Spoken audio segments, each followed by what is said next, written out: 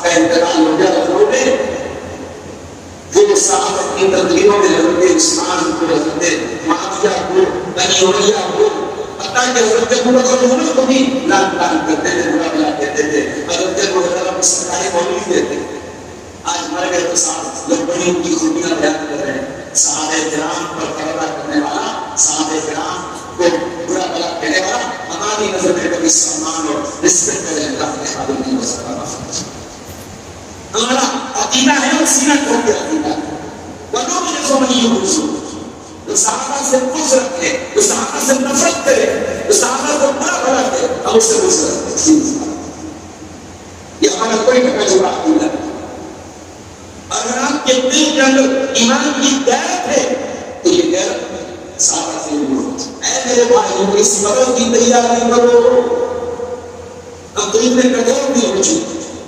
کتنے قبرستان ہیں جہاں ہمارا نوجوان بیٹھ کے فری فائر اور چیزیں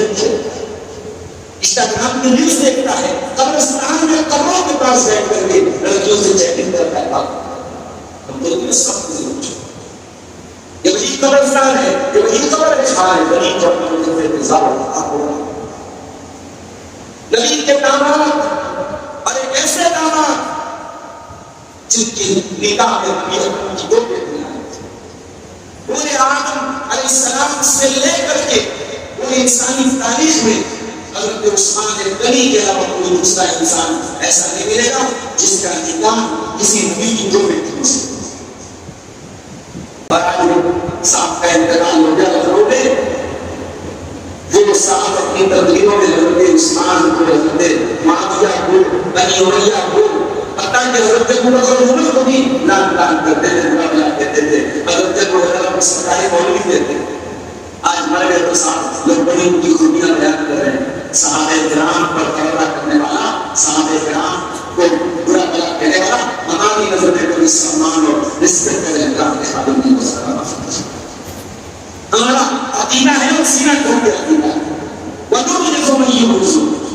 جو صحابہ سے بغض رکھے، جو صحابہ سے نفرت کرے، جو صحابہ کو برا بلا کرے، ہم اس سے بغض رکھتے ہیں. یہ ہمارا کوئی ٹکا جھوڑا عقیدہ ہے. اگر آپ کے دل کے اندر ایمان کی غیرت ہے تو یہ غیرت صحابہ سے نہیں ہوتی. ہماری عمر کو کوئی برا بلا کہتے ہم تو صحابہ سے بالکل بڑا دیندار ہے، بڑا نیک ہے، بڑا ماچو ہے کرواسی. ہماری ماں کو گالی دے رہا ہے، بات نہیں کرے. ہمارے باپ کو کوئی بڑا بناتے ہیں، ہم تو تعلقات اس سے نہیں رکھیں گے. ہمارے باپ کو بڑا بناتے ہیں، کوئی تعلقات نہیں. ہماری جانیں، ہماری مائیں، ہمارے باپ قربان ہو نبی کے ساتھ. نبی کے ساتھ اپنے قدموں کی دھول کے بات کریں. آج کے بڑے بڑے لوگوں کی احساس نہیں ہو سکتے.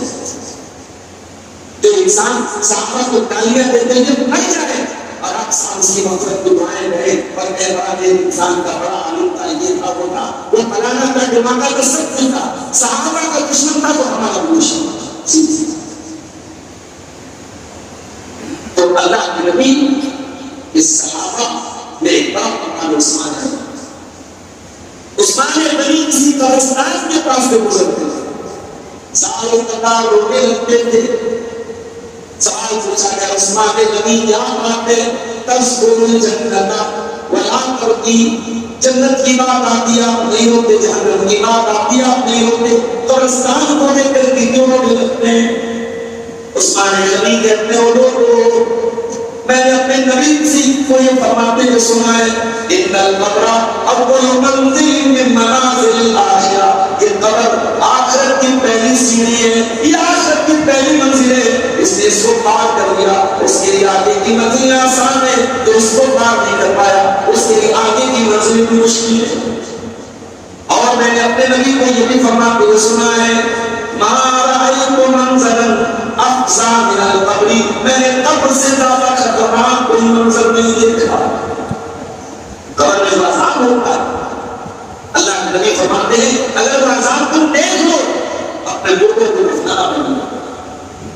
اپنے باپ کو قبر کے حوالے نہیں کرو گے، اپنی ماں کو قبر کے حوالے نہیں کرو گے. اگر تم کو قبرستان میں قبر میں عذاب ہوا ہے اگر تم سے تو قرآن کریم ہمیں موت کی حقیقت بتا ہے. کل نفس ذائقۃ الموت، نفس کو موت کا مزہ چکھنا ہے. وَإِنَّمَا تُوَفَّوْنَ أُجُورَكُمْ يَوْمَ الْقِيَامَةِ اور اے دنیا میں ظلم کرنے والوں اسنائے کرنے والوں ایک دوسرے کا حق ماننے والوں ایک دوسرے کی زمین پہ ناجائز قبضہ کرنے والوں اپنی بہن بیٹیوں کو زمین و جائیداد سے محروم کرنے والوں اپنے بیٹوں کے ساتھ ناانصافی کرنے والوں اپنے یتیم یتیموں کا حق تکرار کرنے والوں وَإِنَّمَا تُوَفَّوْنَ أُجُورَكُمْ يَوْمَ الْقِيَامَةِ قیامت کے دن پائی کا حساب دنیا میں بچ سکتے ہو وہاں نہیں بچ سکتے وہاں تو بغیر سینگ والی بکری کو سینگ والے بکرے مارا ہے اللہ کے نبی فرماتے ہیں لَتُوَدُّنَّ الْحُقُوقَ إِلَىٰ أَهْلِهَا حَتَّىٰ يُقَاتَ لِلشَّاةِ الْجَلْحَاءِ مِنَ الشَّاةِ سینگ والے بکرے نے بغیر سینگ والے بکرے کو مارا ہے پتلا دینا پڑے گا قیامت کے دن دینا پڑے گا آپ کو معلوم ہے ہمارے نبی پر قرآن کی آخری آیت کون سی ہوئی چلیے آپ کی جنرل نالج میں اضافہ کریں اللہ کے رسول کی امت آخری آیت قرآن کی ہوئی تھی سورہ بقرہ کی آخر کی ایک آیت کا نمبر مجھے یاد نہیں ہے وہ تیسرے پارے میں آخر کی آیت یہ اللہ کے نبی کے اوپر 7 یا 8 دن پہلے نازل ہوئی اس کے بعد قرآن کی کوئی آیت نہیں اپنے نبی پر اللہ آخری آیت کون سی ہوتا تھا اس آیت پر وَاتَّقُوا يَوْمًا تُرْجَعُونَ فِيهِ إِلَى اللَّهِ اے میرے بندو ڈرو اس دن سے جب تم اللہ کے پاس لوٹائے جاؤ گے ثُمَّ تُوَفَّىٰ كُلُّ نَفْسٍ مَّا كَسَبَتْ اور اس دن ہر نفس کو اس کے عمل کا پورا بدلہ دیا جائے گا وَهُمْ لَا يُظْلَمُونَ اور کسی کے ساتھ کوئی انیائی نہیں ہوگا قیامت کے دن کسی کے ساتھ ہوگا دنیا میں انیائی ہوگا دنیا میں ایک ہی اپرادھ کرنے والا مسلمان ہو تو 7 دن جیل میں رہتا ہے اور اگر غیر مسلم ہو تو 48 گھنٹے مسلم میں جیل میں عدالت کے قانون کے انصاف کے اسٹینڈرڈ الگ ہیں جرم ایک کو اپرادھ ایک کو بس نام میں عبد لگا دینا چاہیے مسلم نام ہونا چاہیے سزا مل جائے قیامت کے دن میں دنیا میں ہماری عورتیں سونا خریدنے جاتی ہیں سونا کے بعد تو سونا جو ہے ان کے نام کی نقشہ کو بھی بدل بتا دیتا ہے کہ صاحب یہ کتنے ملی گرام کا بھی جو اتنا حصہ ہوتا ہے جس کو ملی گرام کہتے ہیں سونا اپنے ترازو میں عورت کے نقشہ کو بتا دیتا ہے وزن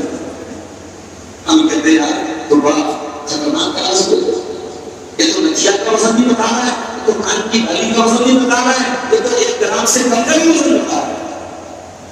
آپ سونا کا ترازو دیکھتے ہیں حرام میں اللہ کا ترازو کیسا ہوگا آئیے ذرا قرآن کو پوچھتے ہیں وَنَضَعُ الْمَوَازِينَ الْقِسْطَ لِيَوْمِ الْقِيَامَةِ ہم قیامت کے دن انصاف کا ترازو رکھیں گے وَلَا تُظْلَمُ نَفْسٌ شَيْئًا اور کسی کے ساتھ کوئی ظلم نہیں کیا جائے گا وَإِنْ كَانَ مِثْقَالَ حَبَّةٍ مِّنْ خَرْدَلٍ أَتَيْنَا بِهَا ایک رائی کے دانے کے برابر بھی اگر کوئی چیز ہوگی اللہ کے ترازو پر سامنے آ جائے گی وَكَفَىٰ بِنَا حَاسِبِينَ اور اے میرے بندو جب ہم حساب لیں گے تو پورا لیں گے اسی لیے تو یہ مت دعا کیا کرو اللہ حساب لیں گے اللہ سے حساب لینے کی دعا کرو اللہ سے حساب آسان کرو اللہ حاسبنا حساب الوسیلہ اے اللہ ہمارا حساب آسانی سے لے دے ایک مرتبہ اما عائشہ نے پوچھا اللہ کے رسول سے اے اللہ کے رسول یہ آسان حساب کا کیا مطلب ہے اللہ آسان حساب کیسے لے گا اللہ کے نبی نے فرمایا عائشہ آسان حساب یہ ہے کہ بس اللہ تعالیٰ کے سامنے بندے کا نام اعمال پیش کیا جائے اور اللہ تعالیٰ نظر انداز کر دے اللہ تعالیٰ جو ہے بندے کو اگنور کر دے نظر انداز کر دے کچھ تاج نہ کرے کچھ کچھ نہ کرے وَأَنُّ کِشَا کچھ سوا اور اے عائشہ اگر کچھ تاج ہونے لگی اگر اللہ تعالیٰ بندے کے اعمال کو کچھ تاج کرے گا تو بندہ ہلاک ہو جائے گا لہذا اللہ کے آخر یہ ہے بس اللہ نظر انداز کر دے اسی لیے ہم رمضان میں آخری عشرے کی راتوں میں ہم دعا کرتے ہیں اللہم انکا عفو تحب العفو فاعف عنا اے اللہ تو درگزر کرنے والا ہے اور درگزر کرنے کو معاف کرنے کو پسند کرتا ہے اے اللہ ہم بھی بڑے گنہگار ہیں ہم کو بھی درگزر کر دے جو